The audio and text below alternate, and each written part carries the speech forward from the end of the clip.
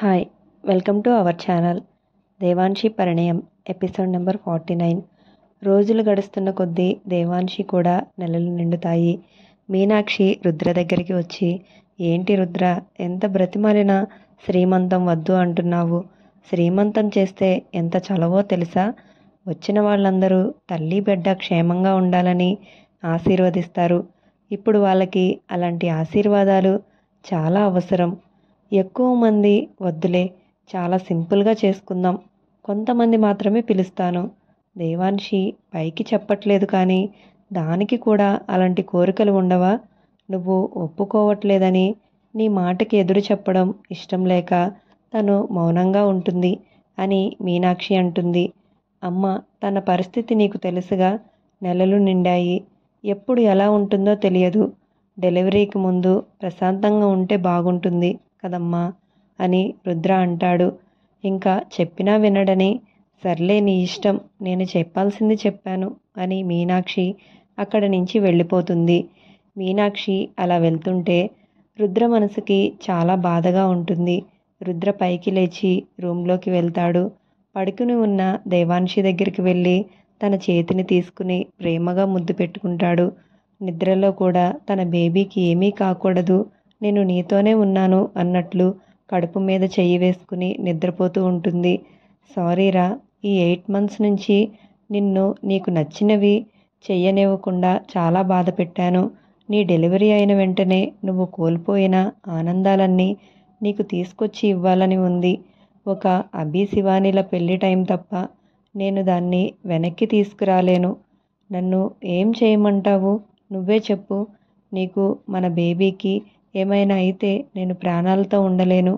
అందుకే అనుక్షణం నిన్ను కంటికి రెప్పలా కాపాడుకుంటూ వస్తున్నాను. నువ్వు శారీరకంగా బాధని అనుభవిస్తుంటే నేను నిన్ను అలా చూసి మానసికంగా కృంగిపోతున్నాను. ఈ భావన క్షమించి బంగారం అని దేవాన్షి నుదుటి మీద ముద్దు పెట్టుకుంటాడు. రుద్ర పెదవుల స్పర్శ తగలగానే దేవాన్షి కళ్ళు తెరిచి చూస్తుంది.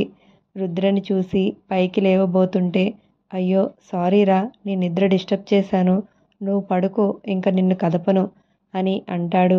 అయ్యో బావా, అదేమీ లేదు, నేను పడుకుని చాలాసేపు అయ్యిందిలే, అందుకే మెలకువ వచ్చింది అని పైకి లేస్తుంటే, ఆగు అని చెప్పి దిండు పైకి లేపి పెట్టి దేవాన్షిని నెమ్మదిగా పైకి లేపి కూర్చోబెడతాడు.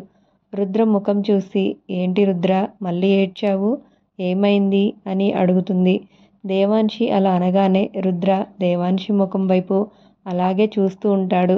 ఏంటి, అడిగిన దానికి సమాధానం చెప్పకుండా అలా చూస్తున్నావు అని అంటుంది. ఓయ్ బంగారం, నన్ను పేరు పెట్టి పిలిచావే, అందుకే అలా చూస్తున్నా అంటాడు. బావా, నేను కాదు, నీ కొడుకు పిలిచాడు అని దేవాన్షి అంటుంది. ఏంటి దేవాన్షి, ఏం మాట్లాడుతున్నావు అని రుద్ర అంటాడు. నిజంగానే బావా, వాడే మాట్లాడమన్నాడు. అమ్మా, నేను మాట్లాడలేను, నేను నీ లోపలే ఉన్నాను కదా, నువ్వు మాట్లాడితే నేను మాట్లాడినట్లే, అందుకే ఈ రుద్ర ఎందుకలా ఏడుస్తున్నాడో అడగమ్మా అని అన్నాడు. అందుకే అలా అన్నాను అని దేవాన్షి అంటుంది. అప్పటి వరకు బాధగా ఉన్న రుద్రముఖంలోకి దేవాన్షి మాటలకి చిరునవ్వు వచ్చి చేరుతుంది. హా, అది చూడు బంగారం, డాడీ నవ్వేశారు అని అంటుంది. దేవాన్షి తన బేబీతో మాట్లాడుతూ ఉంటే రుద్ర తనని ప్రేమగా చూస్తుంటాడు. బావా, వీడు ఒప్పుకోవట్లేదు, రుద్ర ఎందుకు ఏడుస్తూ మనల్ని ఏడిపిస్తున్నాడో కనుక్కో అని అడుగుతున్నాడు అని అంటుంది. ఆ మాటలకి రుద్ర, లేదు బంగారం, నేను ఏడవట్లేదు చూడు అని కళ్ళు తుడుచుకుంటాడు. దేవాన్షి ఒడిలో పడుకుని ప్రేమగా తన కడుపు మీద చెయ్యి వేసి, సారీ కన్నా, నేను ఏడుస్తుంటే నీకు బాధగా ఉందా అని అంటాడు. అవును అన్నట్లు సిగ్నల్ ఇచ్చి కొడుకు కదలడంతో, సారీ నాన్న, నేను ఏం చేయను చెప్పు, మీ అమ్మకి ఇష్టమైన పనులు తనని చెయ్యనివ్వలేకపోతుంటే నాకు చాలా బాధగా అనిపిస్తుంది, అందుకే తనని అలా చూస్తుంటే తెలియకుండానే కళ్ళలో నుంచి నీళ్లు వచ్చేస్తూ ఉంటాయి అని రుద్ర అంటాడు. ఆ మాటలకి దేవాన్షి రుద్ర జుట్టులోకి వేళ్ళు పోనిచ్చి నిమురుతూ, నేను బాధపడుతున్నా అని నీకు ఎవరు చెప్పారు? నేనేమీ బాధపడట్లేదు. నేను దేనికైనా బాధపడుతున్నాను అంటే అది కేవలం నీ కళ్ళలో కన్నీళ్లు చూసి.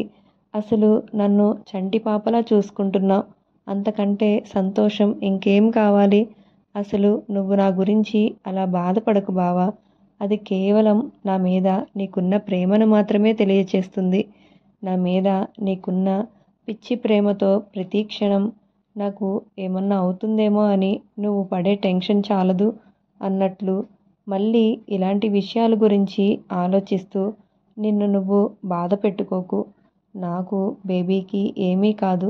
నీకోసమైనా మేము స్ట్రాంగ్గా ఉండాలి అని నేను అనుకుంటే నువ్వు ఇలా బాధపడుతూ నన్ను వీక్ చేయకు.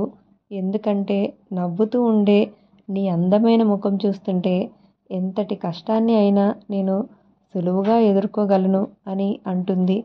సారీ బంగారం, ఇంకెప్పుడు నేను ఏడవను అని. ప్లీజ్ దేవాన్షి, నీ ఒడిలో కాసేపు పడుకుంటాను అని రుద్ర అంటాడు. దేవాన్షి రుద్ర వీపు మీద ఒక్కటి పీకి, నేను పర్మిషన్ ఇస్తే గాని పడుకోవా? నోరు మూసుకుని పడుకో అని అంటుంది. రుద్ర బాడీ ప్రెజర్ దేవాన్షి మీద పడకుండా తలని మాత్రమే దేవాన్షి ఒడిలో పెట్టి ప్రశాంతంగా నిద్రపోతాడు. నిద్రపోతున్న రుద్రని చూస్తూ, ఎందుకురా ఇంత పెద్ద విషయాన్ని ఇంట్లో అందరి దగ్గర దాచి నీలో నువ్వే నలిగిపోతూ ప్రతి క్షణం నాకు ఏమవుతుందని నరకాన్ని అనుభవిస్తున్నావు అని తనకి ముద్దు పెట్టడానికి ముందుకు వంగుతుంది. తన బాడీ సహకరించక వద్దులే అనుకుని రుద్ర చేతులు తీసుకుని చేతి మీద ముద్దు పెడుతుంది. నీ మనసు స్వచ్ఛమైన బంగారం బావా. నువ్వు సరళ ఆంటీతో మాట్లాడుతున్నప్పుడు అంతా విన్నాను బావా. ఈ విషయం నాకు తెలిస్తే నేను ఏమైపోతానో అని ఇన్ని రోజులు ఈ విషయం నాకు తెలియకుండా దాచి నువ్వు ధైర్యంగా ఉన్నావు. ఇప్పుడు ఈ విషయం నాకు తెలిసిందని నీకు తెలిస్తే నువ్వు ధైర్యం కోల్పోతావు. అయినా నీ నుంచి నన్ను దూరం చేయడం ఆ దేవుడి వల్ల కూడా కాదు.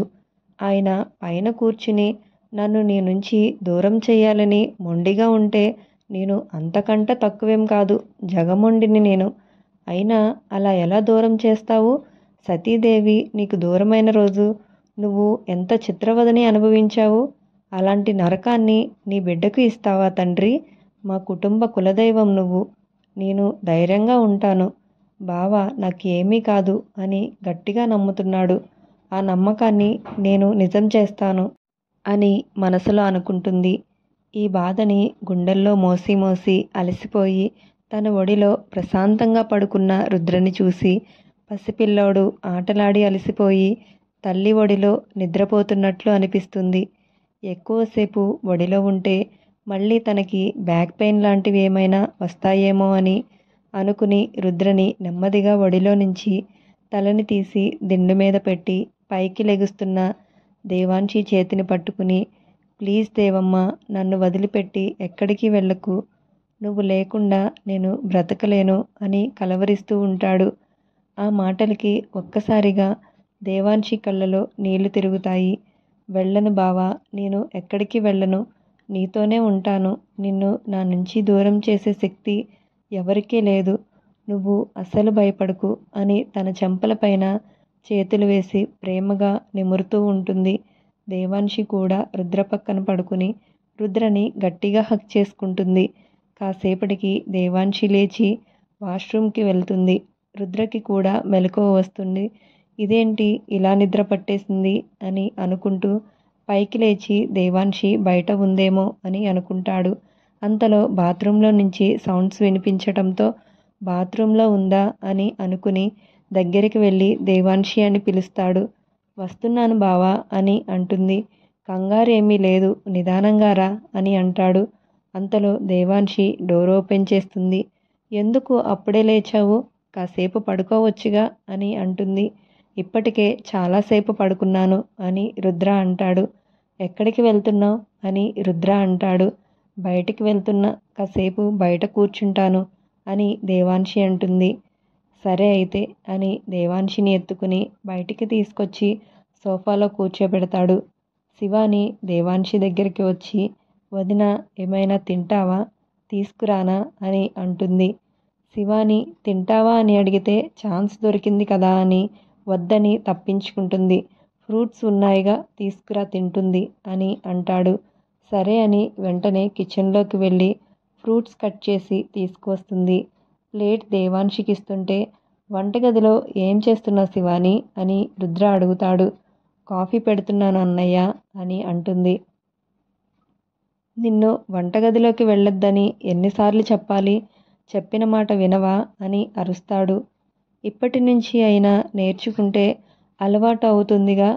అమ్మ అత్తయ్య ఎంతకాలమని చేస్తారు? మేము వంట నేర్చుకుంటే తర్వాత ఉపయోగపడుతుంది. అందుకే వెళ్ళాను అని అంటుంది.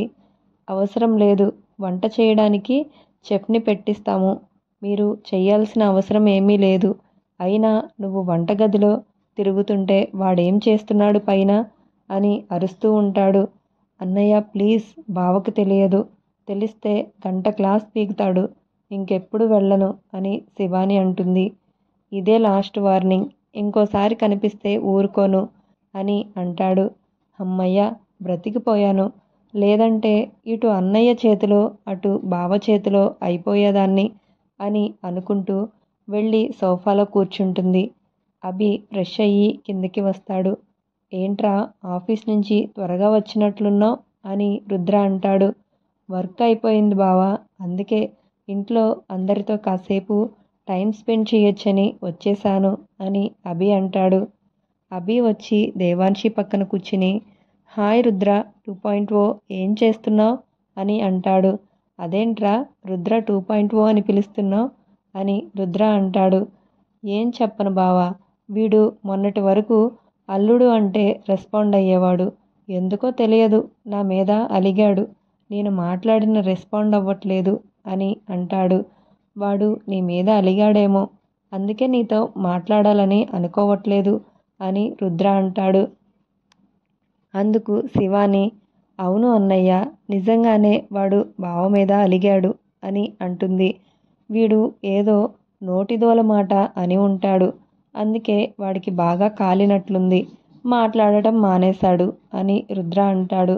నిజంగానే అన్నయ్య, లేకపోతే వాడితో నీకోసం నేను ఆడపిల్లని కంటున్నాను.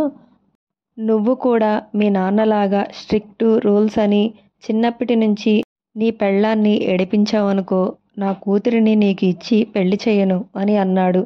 వాడు అప్పటి నుంచి ఈయన ఎంత పిలిచినా రెస్పాండ్ అవ్వట్లేదు అని అంటుంది. అది సంగతి. అంత మాట అన్నాక వాడు ఎందుకు మాట్లాడతాడు? అయినా వాడు ఇచ్చేదేంటి నాన్న బోడి. నా కోడలు నీ భార్య కాకపోతే ఇంకెవరికి భార్య అవుతుంది? నువ్వేమీ భయపడకు. నీకు అంత భయంగా ఉంటే పుట్టిన వెంటనే మెడలో తాళి కట్టెయ్యి. అప్పుడు మీ మామయ్య ఏమీ పీకలేడు అని రుద్ర అంటాడు. బావా, వీడు కదులుతున్నాడు అని దేవాన్షి అంటుంది. నాకు తెలుసు, డాడీ మాట్లాడితే రెస్పాండ్ అవ్వకుండా ఉంటాడా అని రుద్ర అంటే, వీడు కడుపులో ఉండగానే ఫిక్స్ అయిపోయాడు. నేను ఎంత మాట్లాడినా పలకలేదు చూడు దేవాన్షి, అందుకే వీడిని రుద్ర 2.0 అని అంటున్నా అని అభి అంటాడు. వాడికి త్వరగా గుడ్ న్యూస్ చెప్పు, నీ మీద కోపం తగ్గుతుంది అని రుద్ర అంటాడు. మేము దానికోసమే వెయిట్ చేస్తున్నాం. మేబీ ఈ మంత్ కన్ఫర్మ్ అవ్వచ్చు అని అనుకుంటున్నాను అని అభి అంటాడు. అవునా శివాని అని దేవాన్షి ముఖం సంతోషంతో వెలిగిపోతుంది. అయ్యో వదిన, ప్రస్తుతానికి ఇంకా ఏమీ లేదు. ఈ మంత్ పీరియడ్ రాలేదు, కానీ మిస్ అయ్యి 4 days అవుతుంది. అప్పుడే కన్ఫర్మ్ చేసుకోలేం కదా. ఇంకా కొన్ని రోజులు వెయిట్ చేసి కన్ఫర్మ్ చేసుకున్నాక అందరికీ చెబుదాంలే అని చెప్పలేదు అని శివాని అంటుంది. ఖచ్చితంగా త్వరలోనే గుడ్ న్యూస్ చెప్తావు చూడు అని దేవాన్షి అంటుంది. నీ మాట నిజమవ్వాలని దేవుడిని కోరుకుంటున్నాను వదిన అని శివాని అంటుంది. నా అల్లుడి కోసమైనా గుడ్ న్యూస్ చెప్పాలి. అప్పుడైనా కోపం పోయి నాతో మాట్లాడతాడేమో అని అభి అంటాడు. అవును, చాలాసేపటి నుంచి మనం ఇక్కడే ఉన్నాము. అమ్మ అత్తయ్య నానమ్మ కనిపించట్లేదు ఏంటి అని దేవాన్షి అంటుంది. అందుకు శివాని వాళ్ళు టెర్రస్ మీద చాలా బిజీగా ఉన్నారు. పక్కింటి వరలక్ష్మి ఆంటీతో పైన ముచ్చట్లు పెట్టారు అని అంటుంది. ఈ ఆడవాళ్ళంతా ఒక చోటికి చేరితే ఏం మాట్లాడుకుంటారు బావా అని అభి అంటాడు. ఏముంది, మా కోడలు గయ్యాలిదంటే మా అత్త అంతకంటే గయ్యాలిది అని, లేదంటే ఇంట్లో భర్తల గురించి, ఇవి తప్ప వాళ్ళకి మాట్లాడుకోవడానికి ఇంకో టాపిక్ ఏమీ ఉండదు అని రుద్ర అంటాడు. అవునా, మరి మన ఇంట్లో అలా చెప్పుకోవడానికి ఏమీ ఉండవుగా అని అభి అంటాడు. వాళ్ళు చెప్పేది వినడానికి ఎవరో ఒకరు ఉండాలిగా, అందుకే ఒకరికి ముగ్గురు కలిసి వాళ్ళ సంసార సమస్యల్ని వింటూ ఉంటారు అని రుద్ర అంటాడు. అమ్మో, థ్యాంక్ గాడ్ మన ఇంట్లో అలాంటి సమస్యలు లేవు. లేకపోతే ఇంత సరదాగా అందరం కలిసి ఇంత హ్యాపీగా మాట్లాడుకోగలిగే వాళ్ళమా? అందరూ ఎవరి గదిలో వాళ్ళు ఉండేవారు.